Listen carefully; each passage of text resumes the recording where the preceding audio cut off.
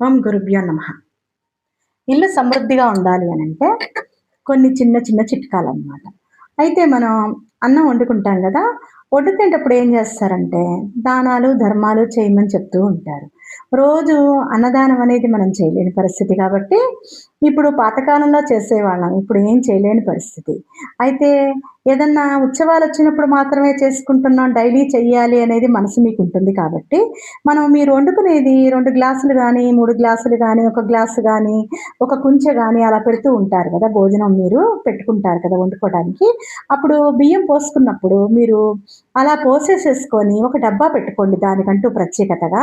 మీరు కుక్కర్‌లో గానీ, గిన్నెలో గానీ ఎక్కడన్నా పోసుకుంటే బియ్యం, అందులో నుంచి ఒక గుప్పెడు తీసి వేరే ఒక డబ్బాలో వేసి మూత పెట్టుకోండి డైలీ. మూత పెట్టుకోండి. మూత పెట్టుకున్నప్పుడు అవేమవుతున్నాయంటే నిండిపోతుంది డబ్బా.